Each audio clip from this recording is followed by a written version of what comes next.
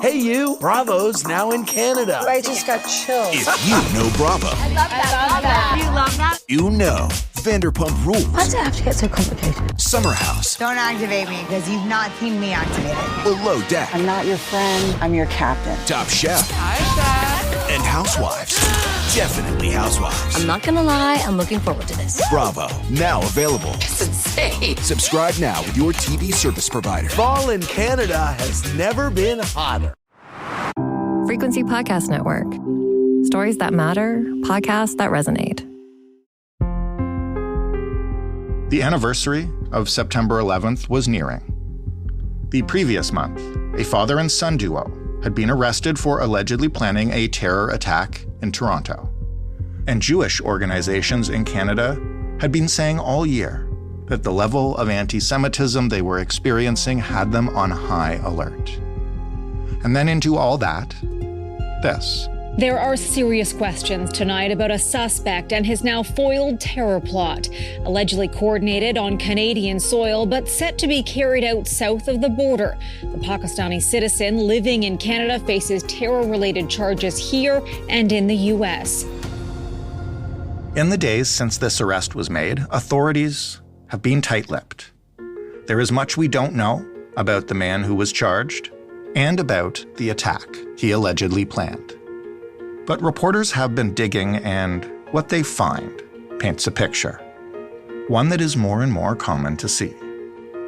So what do Canadians need to know now about this foiled plot and the man accused of planning it? And what do we need to do now to make sure we prevent the next one? Because it sure seems like there will be a next one soon.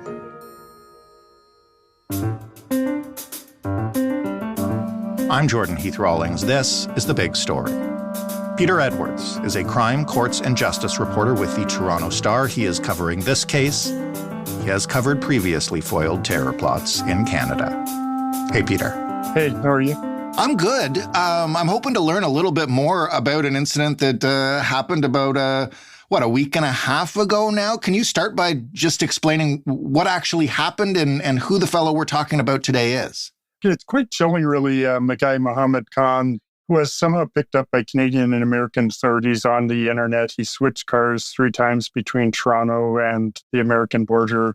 He allegedly was plotting a huge terror attack. He allegedly was trying to pick up guns and knives. He allegedly was trying for something that was the biggest terror attack since 9/11. And he was in Toronto as a student. It looks like he didn't stay too long as a student. He might have been working in healthcare after that and then headed off to do this allegedly. What do we know about exactly what he was planning? Did he even have like a concrete plan to carry out or just plans to kill people?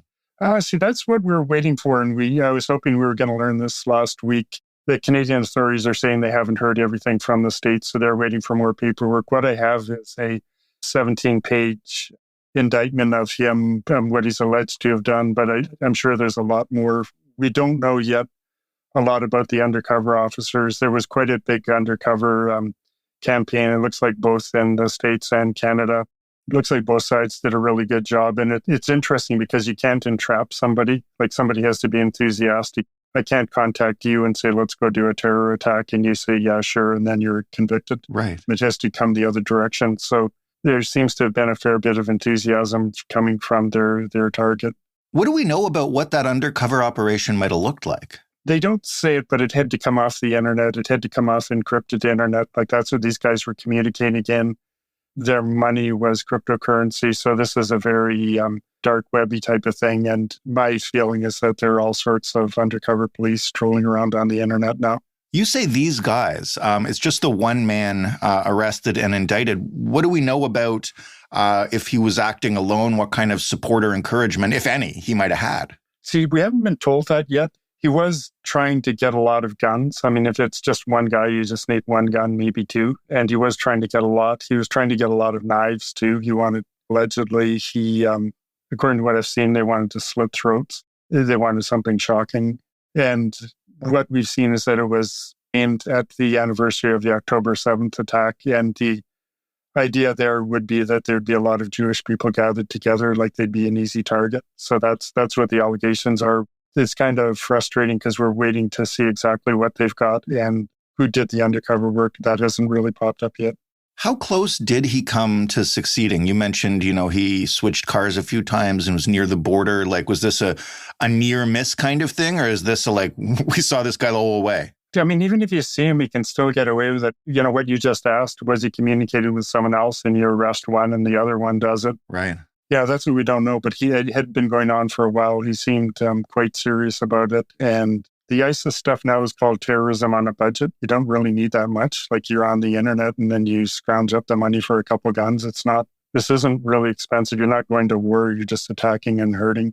And if you're willing to die for it, it's not all that much money. And my gut feeling is he came pretty close. If it's him, I mean, this is all alleged stuff. I mentioned you've covered previous attacks, specifically a group that I think we called Toronto 18. Maybe explain a little bit of how that plot compares and contrasts to what we're seeing here and how this kind of stuff is evolving year over year. That's a good question because the originator, one of the big guys in Toronto 18 who went to prison, convicted, so I can say this with certainty, Zakaria Amara. And also I've messaged with him back and forth. So in the last couple of weeks, he feels really badly about it. He was the same age. He had a lot of anger. He wanted a world with certainty where you have good guys and bad guys. And he wanted to be on the crusading sort of victim side.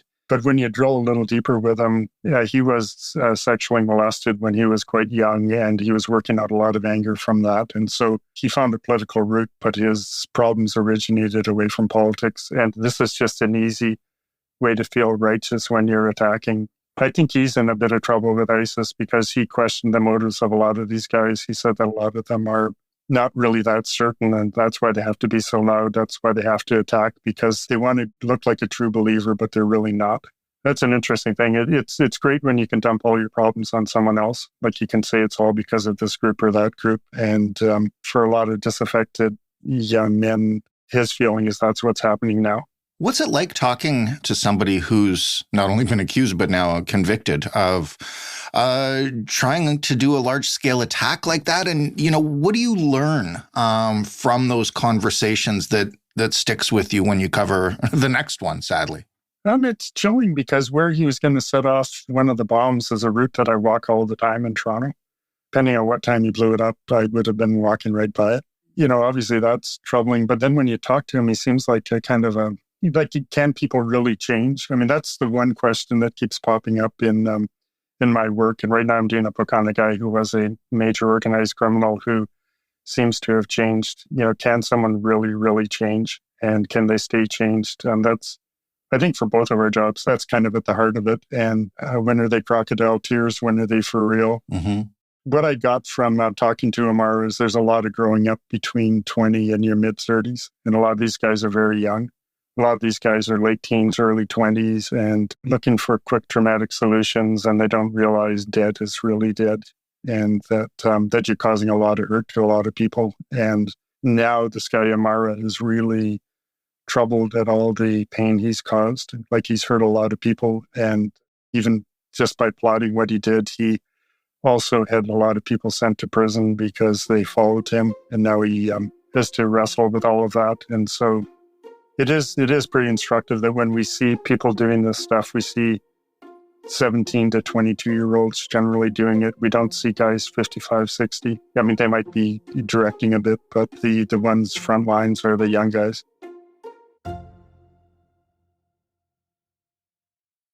When we're talking about this recent alleged attack that was foiled, do we have any sense of how Khan might have become radicalized? No, and that's what's frustrating. It seems a lot like just someone who's looking for certainty, someone who's looking to join a group, someone who doesn't want a boring, anonymous life. I mean, Amara was working in a gas station and not a particularly big deal there. And so all of a sudden he's a international terrorist. Like, it's a lot more drama in this life. This comes on the heels, I guess, of an arrest in August in Richmond Hill of a father and son who were allegedly, again, talking about terrorist acts and ISIS. Is this a trend? Are you hearing or seeing more of this, I guess, over the past, year? Because obviously October 7th was a catalyst, maybe. Yeah, definitely. And I generally cover organized crime, but I've just been pulled more into this, and one leads to another. And the other one, the father had showed up on videos allegedly dismembering somebody. There's a lot of how do these guys get in and why don't we pick up on it? If someone gets in on the student visa and they drop out, why are they allowed to stay? If someone's on an ISIS video dismembering somebody, is this someone we really want to give citizenship to? It's become a political issue, not just a policing issue. So for me, I can't ignore this stuff. I'm not even seeking it out. It's just coming to me. You mentioned Con was here on a student visa. Has this become political now? Like, what do we know about why he was accepted in the first place? To your point, if he wasn't in school, why he was here? I think even the immigration minister has had to answer questions about this now, right? Yeah, and we haven't really had real answers. How many resources do you have to put into tracking people? Do you have to monitor everybody's exam scores and when they show up at class and when they're suspended? It seems almost absurd. On the other hand, if Con came over, basically walked through the school and then walked out again, right? Does that count? Also, what about private colleges? There are all sorts of small little private colleges that take people. Does that count? Where do you draw the line? And for us, trying to hunt down what school he was at when becomes kind of dizzying too. What if he transferred? Right. Some institutions will say he wasn't there, and that gives you some certainty. He wasn't at University of Toronto, but a lot of them will say that's privacy. We don't go into that. But it has to be addressed. The way we're handling things isn't matching up with the task that has to be handled. When we talk about the climate, Con allegedly wanted to go and murder Jewish people in Toronto and elsewhere around Canada. We've seen synagogues and Jewish schools being shot at and vandalized. Have the authorities said that this is a trend we need to be worried about, especially ahead of the next few weeks when Jewish people will be celebrating the high holidays? Like, what are you hearing from anybody in sort of intelligence about the heightened danger here? It's interesting because the really good intelligence ones don't want you to know what they're doing because then they'll have to come up with something else. So, how they latched on to Con, and they really did. I can guess that they were in the chat room and that they sort of followed him and fed his ego. I know Jewish groups. Someone told me that now when there's an event, you have to sign up and pay some sort of a fee that before they tell you where it is. Like they don't want everybody to know it's going to be at this place or that place. And the kind of the more you make people destabilized, the more they want to get together for support, and then the better target they are. Last question for you.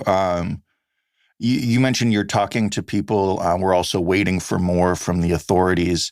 What are you really looking to find out now about Con that you don't know? What's important that we have no idea about yet? That's a really good question. How long was he here when he wasn't a student? And was that monitored? How was that not picked up? Was he working illegally? And how was that not picked up? And what counts as an institution? If you and I decide we're going to start up a college tomorrow, is that a college? Like when you get into private school, private colleges, where do you draw the line? It doesn't look like he was at one of what we identified as the 6 major post-secondary institutions in the Toronto area. Doesn't look like he was at one of those. If he was, he barely touched down. And so what counts seems to be a little too much honor system. Well, actually, a lot too much honor system. Peter, thank you so much for walking us through this and sharing what you've got and what you're still working on. Oh, thank you. And I hope the next interview is a happy one. Peter Edwards, crime, courts, and justice reporter at the Toronto Star. That was The Big Story. For more from us, head to thebigstorypodcast.ca. Shoot us a note anytime at hello@thebigstorypodcast.ca or shoot us a voice note by calling 416-935-5935. You can find The Big Story in every podcast player. That includes Seeker, Seekr, and It also includes your smart speaker, which you can ask to play the Big Story podcast. Thanks for listening. I'm Jordan Heath Rawlings. We'll talk tomorrow.